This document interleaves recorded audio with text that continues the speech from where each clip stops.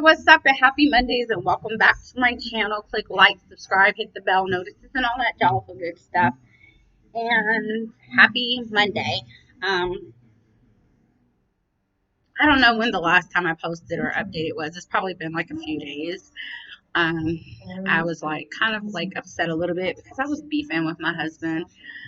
And I don't know how many of you spouses, boyfriends, girlfriends, like loved ones decide like, oh, this is just too much, and I'm like gonna stop talking to them right after I get done yelling at my husband, or him yelling at me or being upset with me, is like I miss him, because like right now with their lockdowns being as crazy as they are, you don't really know the next time they're gonna call or whatever the case may be. So it's like until the next time that argument has left off like where it has left off. So um I think I'm like always wanting to play a prank on my husband, and the prank led into a very serious argument where I said some things and some words were exchanged, and then it was crazy.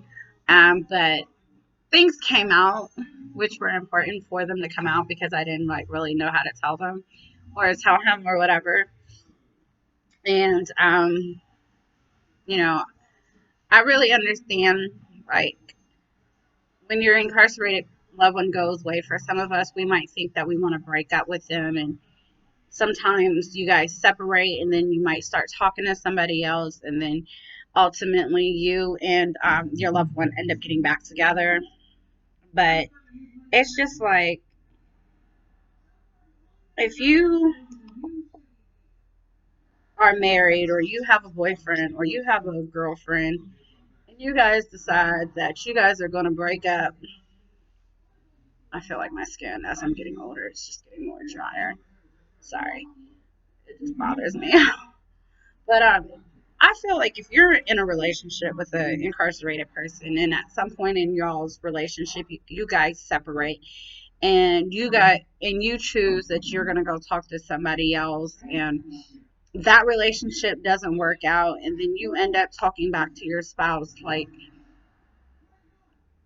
once again, communication and honesty is really important. That you really like tell them why you did what you did, how you felt, why you were in that relationship, and exactly what happened, and just be open and leave it up to your loved one if they're like, okay, I'm gonna forgive you and we're gonna move on. Um, it's just communication and trust. And a lot of times I feel like, as females or us males, we might break out with our significant other in a difficult moment in time, and think that we're going to want to go talk to somebody else, and that relationship is not what we're expecting it to be, and then we want to come back and be with our incarcerated loved one. Um, it's not going to always work out that way. You know, especially in a marriage, when you say your marriage vows, it's till death does you guys part, through better or worse, and the worst part might be an incarceration. And it's like, whether it's a day or a life sentence, I always say, whether it's a day or a life sentence, it's important to just be open, to communicate, and to talk about it. Um, Even myself, when my husband first goes to jail, well, this is his second time. The first time he went to jail, it was like, I don't know if I want to do this. I don't know if I want to be with you. Like, let me try to push you away and try to talk to somebody else. But talking to somebody else is not taking time for myself and healing. So whether you're in a street relationship and you break up, you shouldn't just try to start talking to somebody else. And for some people, like, that's common sense. You know that you got to take time to heal, to get to know yourself. But I think sometimes it's really hard going from a relationship, and then your loved one is gone like a snap, like, and you guys weren't arguing, you weren't beefing, because you're used to that love and that attention that they give you. And I sometimes think that people break up with their incarcerated loved ones because they miss that. They miss that, those hugs and those kisses and the sexual interactions, or whatever the case may be. And they might think that they want to go seek that in somebody else, and what they're looking for, it's not the same. So then they end up wanting to come back to their incarcerated loved one, and their incarcerated loved one might have moved on and is talking to somebody else, and they don't want us back. So, I guess this blog, BLOG, this blog is about um like really knowing what you want in your relationship. And it could be a second to second thing. Like sometimes I'm like, oh, this is too much. Oh, this is too long. Oh, I just went through this. Oh, I can't do this again. Oh, I want to talk to somebody else. Oh, I want this. Oh, I want that. But then I got to ask myself, well, are you ready for a new relationship? Are you ready to talk to somebody else? Or are you trying to fill a void? And for me personally, I personally be trying to fill a void. And so with that being said, it's just like I'm just gonna stick it out with what I'm already in, because I have not been a perfect prison wife, and I have admitted my wrongs in my relationship, and I have been very grateful that my husband has forgiven me.